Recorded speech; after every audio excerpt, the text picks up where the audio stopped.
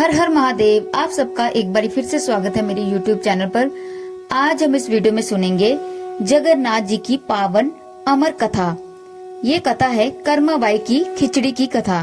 तो आइए सुनते हैं इस पवित्र पावन कथा को।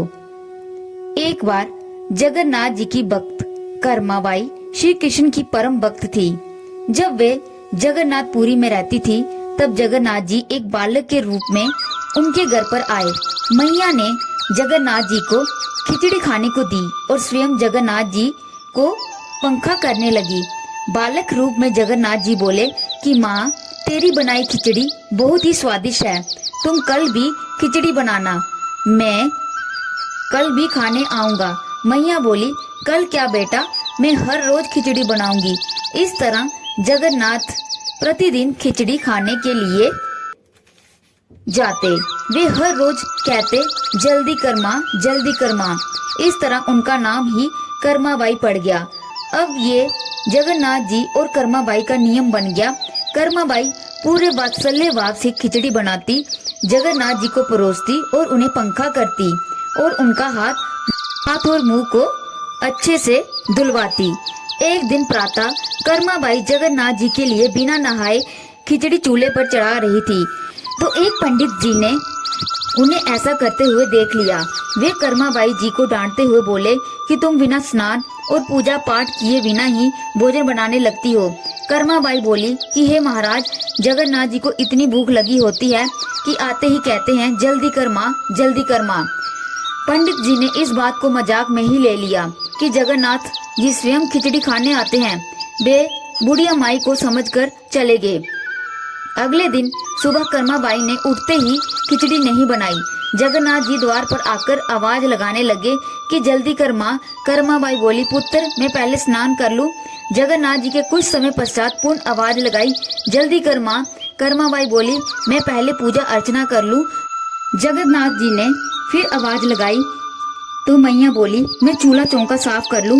इतना सब करने के पश्चात कर्माबाई ने खिचड़ी बनाई, लेकिन आज जगन्नाथ जी को खिचड़ी का वे स्वाद नहीं आया जैसे वात्सल्य भाव से कर्माबाई पहले की तरह खिचड़ी बनाती थी। जगन्नाथ जी ने झटपट खिचड़ी खाई और चले गए। मार्ग में उन्होंने पंडित जी को देख लिया और वे समझ गए कि इसने ही कर्माबाई को ऐसी करने की उल्टी पट्टी पढ़ाई है। जगन्नाथ जी के जब कपाट खुले तो उनके मुंह पर खिचड़ी लगी थी, जिसे देखकर पुजारी जी समझ गए कि भगवान किसी भक्त के भोग को खाकर जल्दी में आए हैं। उसी रात को जगन्नाथ जी ने मंदिर के पुजारी जी को स्वप्न में दर्शन दिए और कहा कि मैं प्रतिदिन कर्माबाई के घर पर खिचड़ी खाने जाता हूँ। मैया हर रोज मुझे वात्सल्य भाव से खिचड़ी खिलाती है, लेकिन आज किसी पंडित ने उसे उल्टी पट्टी पढ़ाई है कि तू नहा धोकर पूजा पाठ करके भोजन बनाया कर। उसके कारण आज कर्माबाई को खिचड़ी बनाने में देरी हो गई, इसीलिए जल्दी में खाने के कारण खिचड़ी मेरे मुंह लग गई। और दूसरे, मुझे आज खिचड़ी खाने का वैसा स्वाद नहीं आया जैसे पहले आता था। तुम जाओ और उस पंडित से बोलो कि कर्माबाई से कहे कि वे जैसे बाप से पहले खिचड़ी बनाती थी वैसे ही बनाए। पुजारी जी ने अगले दिन पंडित जी को सारी बातें सुनाई, जिसे सुनकर पंडित जी कहने लगे कि धन्य है कर्माबाई। पंडित जी कर्माबाई के घर पर जाकर बोले कि मैया, तुम जैसे पहले बाप से खिचड़ी बनाती थी वैसे ही बनाया करो, ये नियम तो संतों के लिए है। अब कर्माबाई पहले की तरह ही जगन्नाथ जी के लिए खिचड़ी बनाती और बड़े बाप से उन्हें परोसती। एक दिन वृद्ध अवस्था के कारण एक दिन कर्माबाई का शरीर शांत हो गया। तब जगन्नाथ जी की आंखों से आंसू बहने लगे। पुजारी जी को ये बात समझ नहीं आ रही थी। तब जगन्नाथ जी ने स्वप्न में कहा कि मेरी कर्माबाई देह त्याग कर देवलोक चली गई है, अब मुझे खिचड़ी कौन खिलाएगा। उसके पश्चात से उस दिन से श्री जगन्नाथ जी को खिचड़ी का भोग बाल भोग में लगाया जाता है। तो ये थी कर्माबाई की कथा। इस कथा को सुनने से हमारी हर मनोकामनाएं पूर्ण होती है।